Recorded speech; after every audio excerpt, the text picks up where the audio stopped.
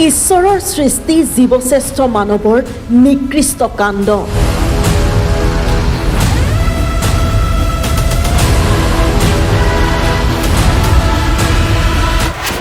জীৱশ্ৰেষ্ঠ মানৱে হত্যা কৰিলে ৭৫টা ছাগলী, বিষ দি হত্যা কৰিলে ৭৫টা ছাগলী।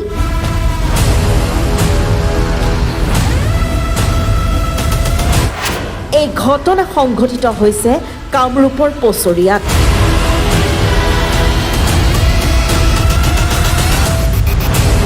কামৰূপৰ পছৰিয়াত সংঘটিত হৈছে মানৱ সমাজক লজ্জাজনক কৰা ঘটনা। জীৱশ্ৰেষ্ঠ মানৱৰ হাতত হত্যা ৭৫টা ছাগলী, দুৰ্বৃত্তই বিষ দি হত্যা কৰিলে ৭৫টাকৈ ছাগলী। কামৰূপৰ পছৰিয়াৰ দিবাকৰ কলিতা আৰু ভনিতা কলিতাই চাকৰিৰ আশা বাদ দি ছাগলীৰ ফাৰ্মেৰে চলাই আহিছিল নিজৰ ঘৰখন। ছাগলীবোৰেই আছিল ঘৰখনৰ একমাত্ৰ উপাৰ্জন। সকলোবোৰ যে নিমিষতে শেষ কৰিলে কোনো দুষ্কৃতিকাৰীয়ে। একেলগে মৃত্যু হ'ল ৭৫টা ছাগলী, যাৰ পৰিপ্ৰেক্ষিতত বহু লাখ টকাৰ লোকচানৰ সন্মুখীন হ'ল দুয়ো স্বামী স্ত্ৰী। তেখেতসকলে প্ৰায় ৫জনমান মানুহ মিষ্টাৰে ডেলিভাৰী দিব যাব ওলাইছে। তাৰপিছত ৫জনমান মানুহ বাকীখিনিয়ে ফোন কৰি আহিছে আমাক। ফোন নম্বৰ আমাৰ যিহেতুকে ইউটিউব চেনেল এটা আছে তাতে দিয়া থাকে।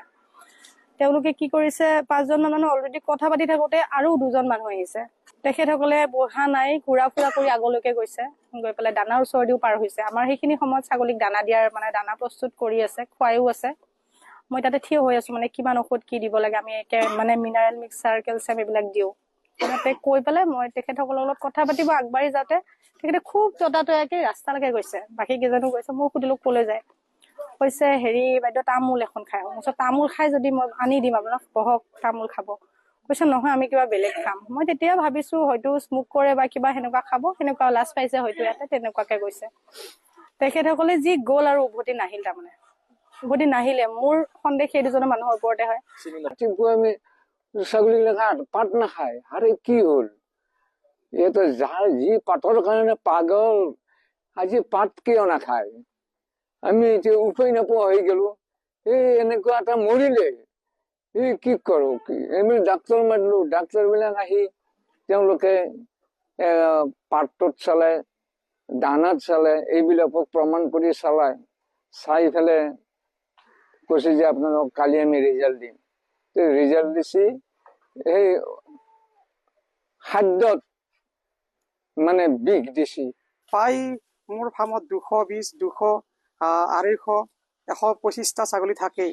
আৰু সমগ্ৰ অসমতে মই আলোড়ন সৃষ্টি কৰি দিছিলোঁ আৰু সকলোকে মই ছাগলী ডেলিভাৰী দি আছিলোঁ।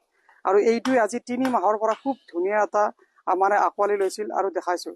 কোনো নিকৃষ্টকাৰীয়ে এইটো সহ্য কৰিব নোৱাৰিলে আৰু নোৱাৰি কিনে আজি দিবাকৰ কলিতাৰ ফেমিলিক মাৰা নাই, মাৰিছে সমগ্ৰ অসমৰ পালকসকলক শেষ কৰি দিলে।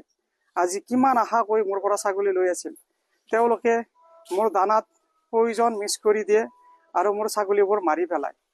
প্ৰায় এতিয়ালৈ 75টা ছাগলীৰ মৃত্যু হয়। আৰু ইমান দাম, কোনোবাতো ছাগলীৰ ১,৭৫,০০০, কোনোবাতো ৮০,০০০, কোনোবাতো ৭০,০০০, কোনোবাতো ৪০,০০০, প্ৰায় মোৰ ২০-২৫ লাখ। কিন্তু বৰ্তমান সময়ত কোন দিশে গতি কৰিছে মানৱ সমাজ, এয়া এক ডাঙৰ প্ৰশ্ন। News desk, rising north east.